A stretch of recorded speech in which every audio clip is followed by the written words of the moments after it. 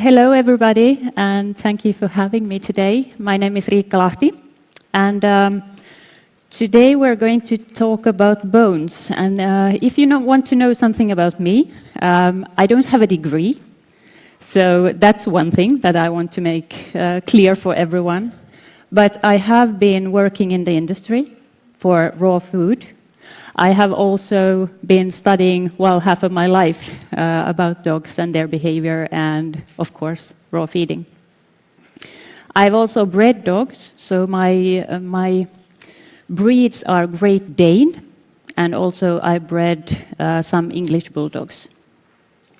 So big ones and small ones, but with a lot of problems, both of them. Okay, if you have any questions during my presentation, you can raise your hand. We can take questions also after or during the panel, but it's more up to you. So if you want clarification on something, then just raise your hand. I don't know where the cube is at the moment. There it is. Okay, so I'll just make sure that anyone who wants it gets it. Okay, so today's topic, feeding raw bones, risky business or canine bliss. First of all, let's go through what we're going to talk about today. I want to first talk about why bones are important. Why should we care? Before you start, the Zoom people don't see your slides right now. Robin, can you help me with that? Thank you. On Zoom? Okay. Okay, thank you for letting us know. Thank you.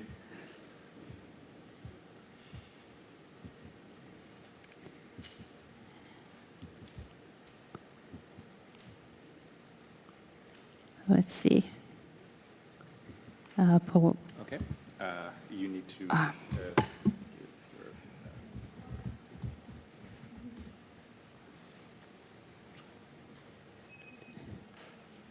A little bit of a technical problem. later. That will be for later. Sure. Nope. It should. Okay. No, we don't see it then here. so- yes, of course. Is it visible on Zoom? Yes. Yeah, okay, good. So why should we care about bones? Why are they important? Also risks and benefits, what is said about raw bones and feeding raw bones. And then we go on to how to do it safely, how to go about beginning to feed raw bones. Okay, good.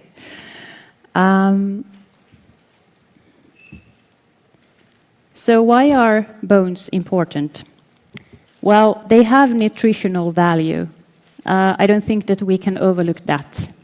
Of course, you can supplement with all kinds of stuff, with calcium or phosphorus or other minerals, but as has been told many, many times today, we don't know what the food contains other than the stuff that we usually look at.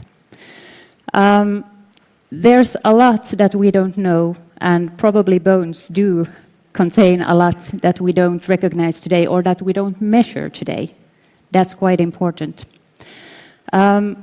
Also, bone marrow, so the center of the bone, contains some fats, also some vitamins, and the same there. We don't exactly know what that is, what the bone marrow consists of, other than the stuff that we look at normally. Then we have the species, dogs in particular. They have natural needs. They need to chew. Everyone who has had a puppy knows this. They love to chew. So it's kind of a behavioral thing. Also, they need to work their body. You've seen, well, the video that we saw today of dogs chewing on their bones. It's quite an activity. They need to work. They need to use their jaws, but also to use the rest of the body. You know, they're tugging and chewing and doing a lot of other stuff than just using their jaws. So the dogs have a natural need to do something. I'm not sure about cats. They're more easygoing. They don't want so much activity as dogs. But at least dogs, they absolutely need to have all this in place. And then we have teeth. I know it's a debate ongoing. How much do bone chewing actually affect the dog's teeth? But I would say anyone who does feed raw bones to their dog, or bones in, other kinds of bones than raw bones, knows that the teeth stay in better condition. The dog's breath don't smell as bad and stuff like this. So something that we all know, but is, well, not proven scientifically. So the teeth need to be used. If they don't use them, they lose them. So if you're feeding something like canned food all the time, the teeth will have nothing to do, and they will actually be in pretty bad shape pretty quickly, especially if you have a lot of sugars, but also just plainly that they don't use them. So the teeth need to be cleaned this way, not with a brush.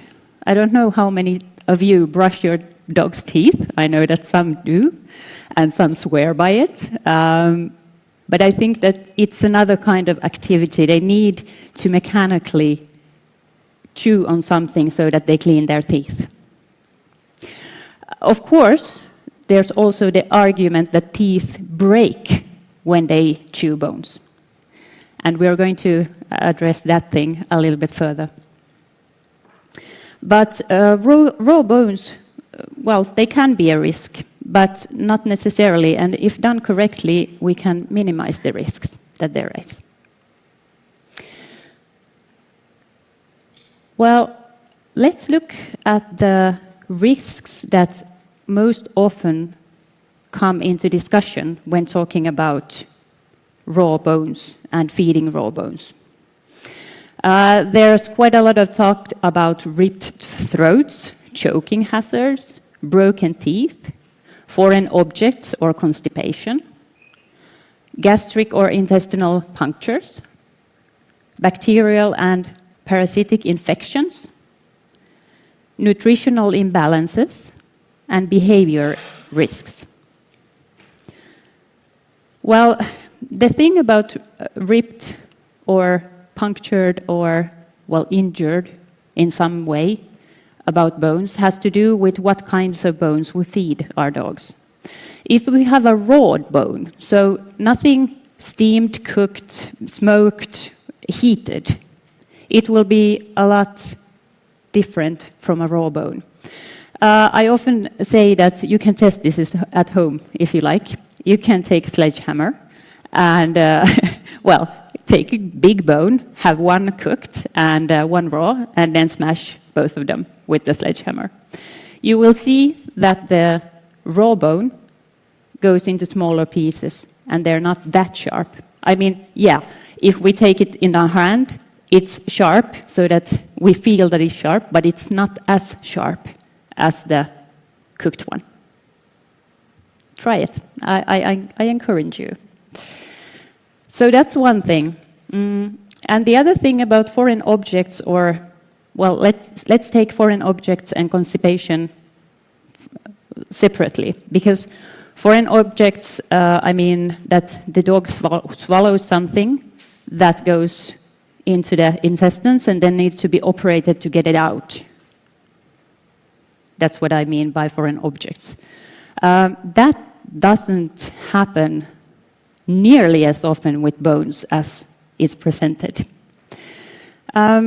We heard today from a few people that when you, even if a dog swallows a whole bone, I mean a big chunk of whole bone, it will seldom cause any problems. It will be digested, it will come out the other way. If it doesn't, then the dog will probably puke it up. And, well, if it's a really big chunk of bone, it can produce a choking hazard. So that's why we need to have control over when the dog eats, so that we're there and can take it into consideration, can supervise it. Then constipation is another thing. If a dog is used to kibble and you start feeding it raw bone just like that and in large quantities, it will probably be constipated. It's not used to it. So start slowly. That would be one. And of course, nutritional imbalances is one thing. But then we go into nutrients more than actually the bone part. But you need to know that all the minerals are important. So if you don't feed bones, then you need to feed something else. And then I'm pretty sure that a lot of nutrients that we cannot name today will be deficient. They will not be there. And behavioral risks. Yeah, dogs like their bones, and some dogs turn aggressive when you go past them when they're chewing on their bone. If I never tasted chocolate and I got some chocolate, I would probably also be quite aggressive if someone was trying to take it away. So this is something that will pass for most, and of course it's dependent on the dog itself. So those are the risks that we usually hear about. And I'd like to have a look at the teeth and skull for just a moment. We'll get further on. But here we have, let's see, can you see my, yeah. So here's a cat skull. Oh, sorry. And there's a dog. And the one on the bottom is a horse. Why I have a horse there is just to show herbivore. I think we can all agree on that horses don't eat meat or anything animal-based, I hope. The horse's teeth is more like our teeth, or more like our molars, our back teeth. They're quite square. And they grind. When they eat grass and stuff like that, they grind. If we have cats and dogs, their teeth are sharp. They have, their teeth are made for grabbing, ripping, tearing, and cutting, but not for grinding. You know, their jaw doesn't move sideways. It only moves up and down. So it's impossible for them to grind. I mean, in the sense that horses or we do.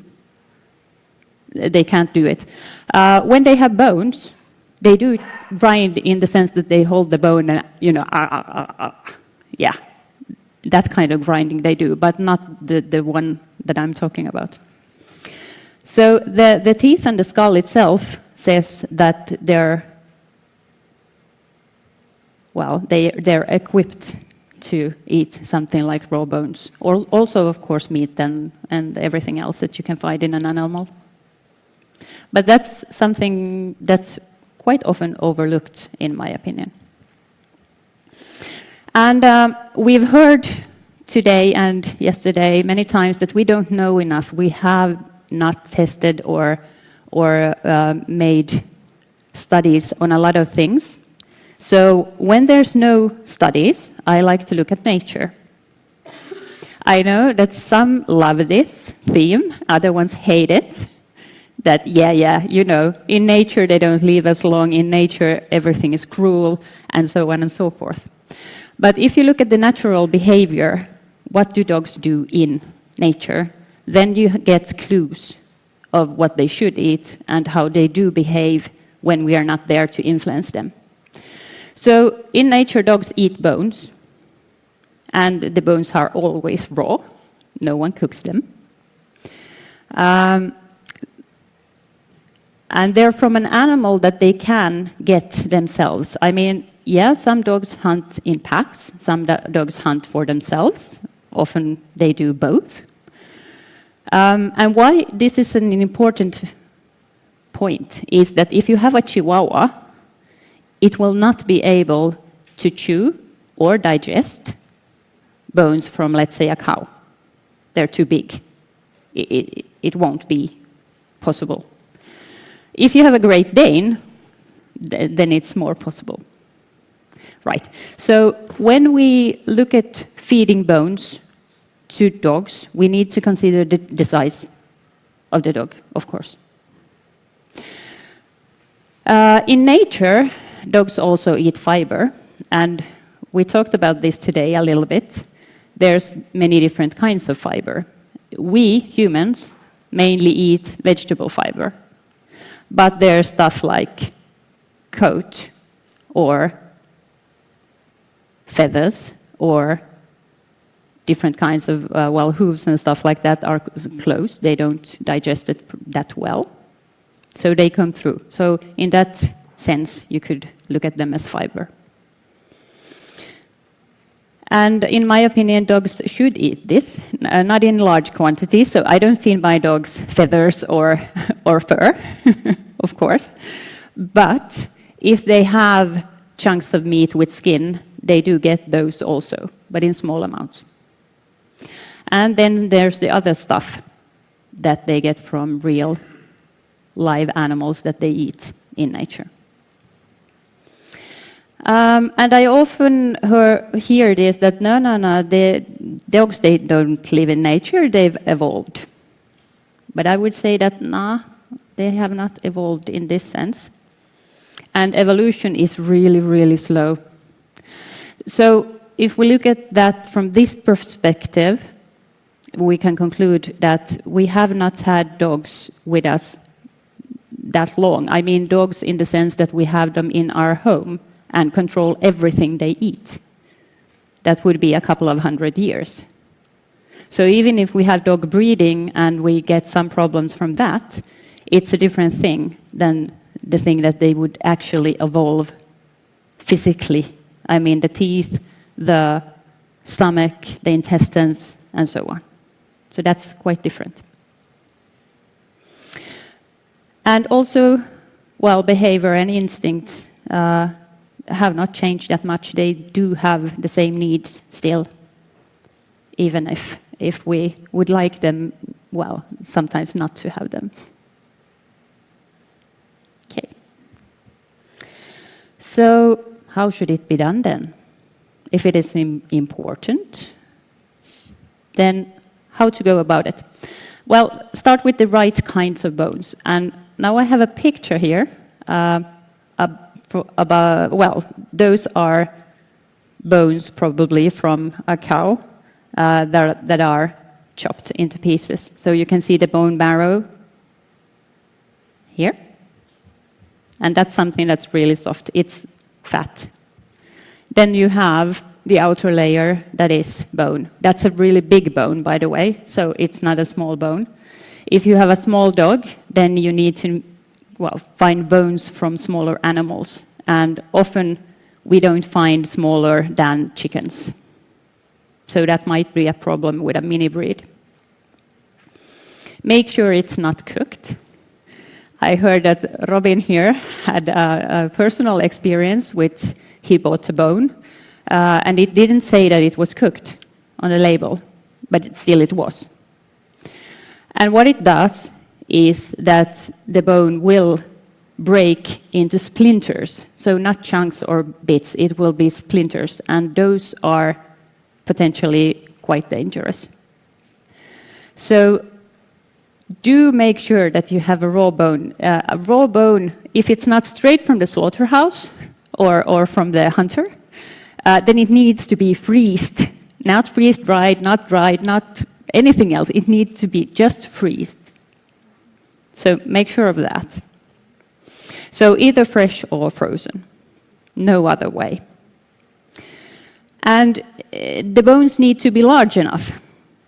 So if you have a German Shepherd, the bones need to look like that in the beginning so that they can't swallow them. Then it becomes a choking hazard. Some dogs are really good at chewing bones from the beginning. Others are not. And if it's at all possible, it would be really good to have puppies chew on bones even before they leave the breather.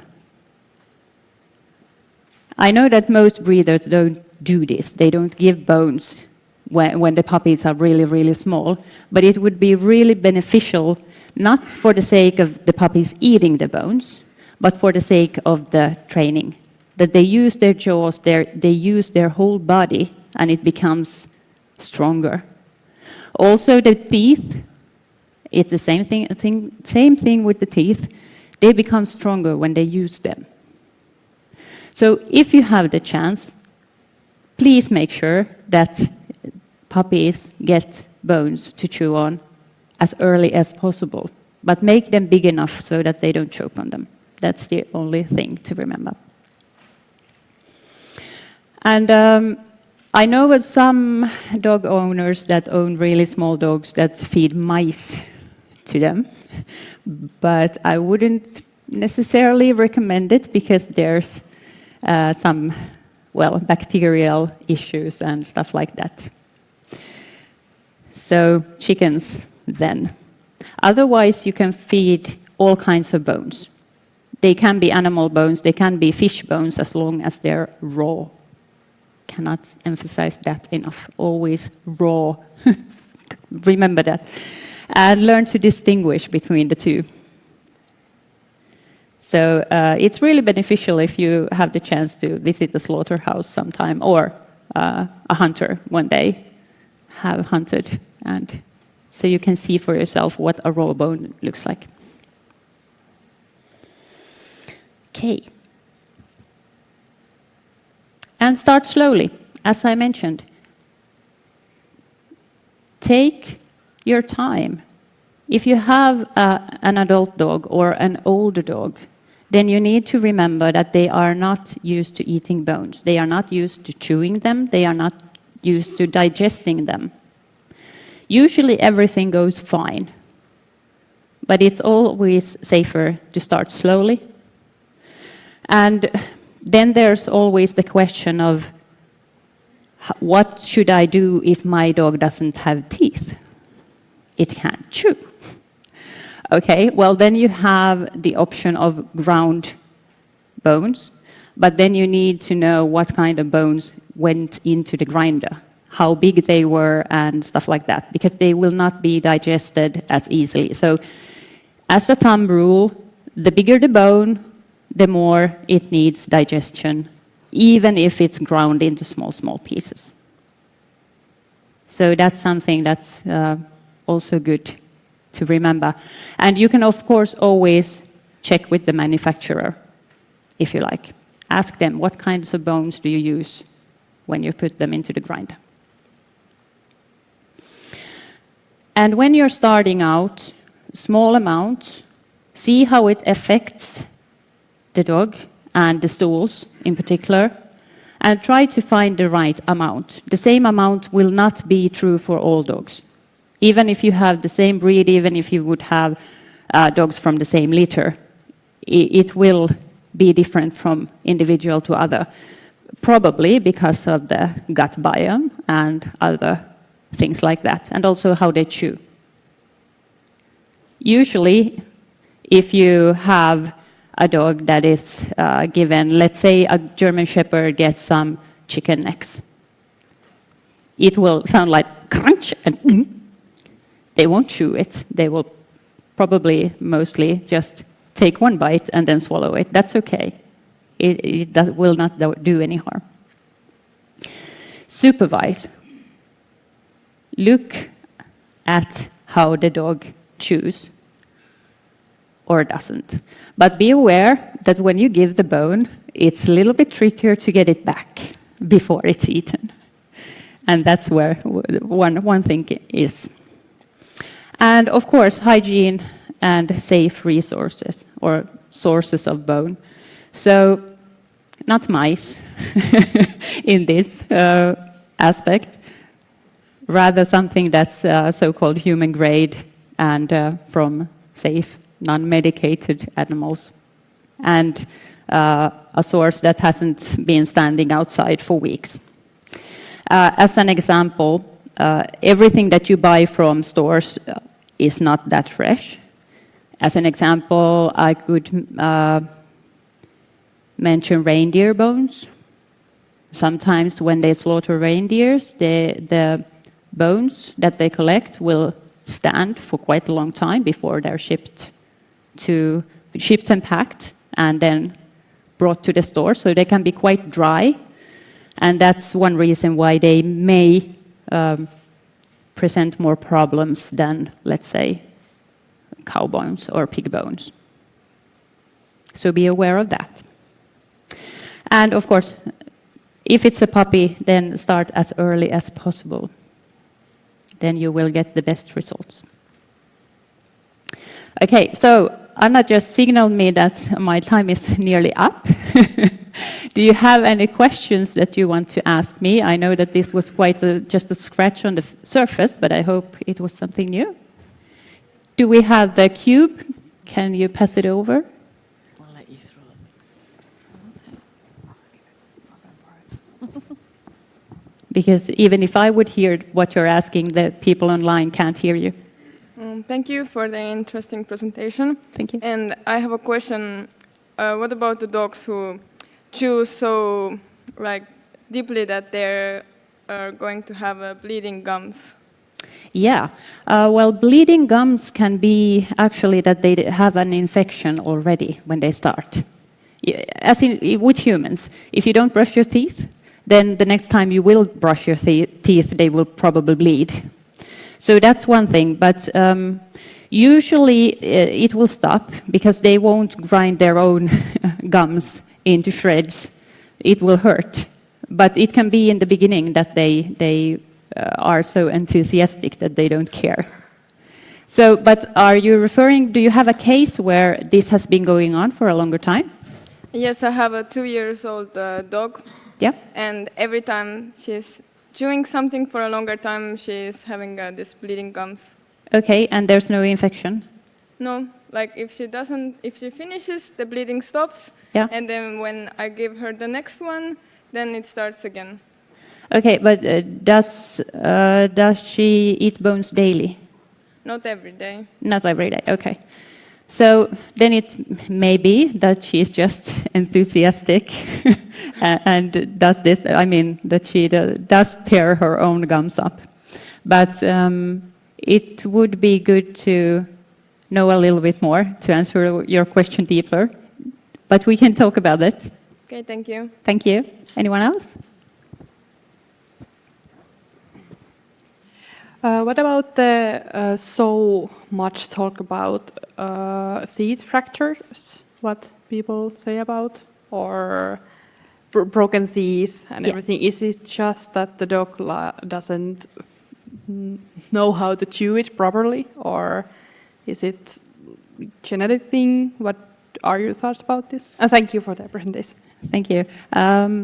I would say that usually if there's teeth that break when they chew bones, they're quite, well, they're not as they should be, the teeth from the beginning. So teeth are a bit like bones. You need to stress them to get them to be harder. And if it's an adult dog that hasn't been using their teeth that much, then it's possible that they will break and the dog will not know the limit on how hard to chew. But it doesn't happen nearly as often as some people would like you to know, or tells you that it did.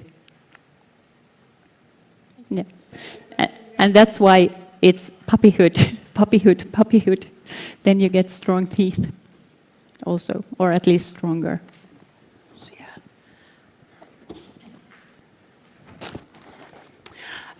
Thank you for the presentation. Thank you. I don't have as much of a question, maybe just to clarify to other people and also part of the bleeding gums question. Mm-hmm. I think people maybe, like you said, you have to start the building slowly the chewing. I think people often do feed soft foods and then only buy marrow bones or really hard bones that the dog actually shouldn't eat. I mean, the marrow is good, the gnawing is good, the chewing part is good, but the bone itself is too dense to actually eat. And people don't often give softer bones because they think that it's dangerous to like swallow bones and like actually digest them. Yeah, and thank you. That's an excellent comment, because if we're talking, let's say we have a cow bone or a horse bone, they're this big. And then you have the lumps on the ends. The lumps will be eaten, but the middle part will probably not be. Only the marrow inside. Yeah. So thank you. That's a really good clarification. Yeah, well, I think if there are any more questions, this is one of the most important things also for all of us who use it, and for those who haven't, really to kind of think about. And I agree with Riikka as well, that like starting really with like chicken bones and then going maybe to rib bones, because you have like, you were just talking about the middle part of the bone that you don't eat, and then the kind of the Ends. the end bones, which is the same type of bone that you have, for example, in ribs. So you can eat the whole of a rib, but you can also eat the whole of these chunks, but you don't eat the middle bone. So it's and yeah, I totally agree that is often what is sold in these packages in the shops, is just this, and then they think they are feeding bone, whereas they are not, because they're not even getting the calcium, they're only getting the fat from inside. So there's a lot of things to think about with feeding bone. Any other questions? Matt? With respect to improving the gastric acidity and getting them more resilient to cope with bones, do you have a strategy for how you advise about whether they should feed on an empty stomach or with another meal to protect digestion? I would say that depends on the individual a lot, but to be safe, I would separate animal parts from veggie parts. So it's easier for the dog, in my opinion, this is not something that is research, it's just an opinion, but it's easier for the dog if they get only bone or bone cartilage meat. So animal-based on the same feeding, rather than you giving them, let's say, some veggie paste and then some bones. Yes, and about kind of being supervised, I think that also if you're taking the size right, so if you take a really big bone, there's no way they're going to swallow that big bone, because not even an elephant would swallow that big bone because they're so big. So I think that again, there you can leave them for the whole day, which means when you go to work and you come back 10 hours later, they're still happy because they've been gnawing on their kind of bone. So like when those who are coming to my place today will see that I have about 24 bones in the house everywhere, and they're all this big, and they go and take one of them, and the strange thing with having bones that dogs eat on all the time is they don't smell. There's no kind of, when they carry them around, there's no fat coming out from them. It's like, I don't know what they do. They preserve them with their microbiota from their mouth very kind of fast. So I've never seen any problems. I mean, they leave them in my bed sometimes and I wouldn't know they've been there because they don't actually leave any stains or anything. So would you comment on that? Yeah, we also have a lot of bones, but they're not allowed in my bed. That's the difference. But yes, when you feed large bones, I mean, in the beginning, I think it's good to supervise. In the long end, you don't need to. But you will have bones lying around the house. And outside. And outside on the yard and stuff like this. And it doesn't bother me. It doesn't bother my family. My youngest is 3 years old, so they're kind of used to having bones. in the house. But of course, house guests may be a little like, what is this? So it's something to consider. Of course, you can always take the bones and put them somewhere in between, but it's more convenient to have them lying around. Clean as a bone, yeah. Clean as a bone.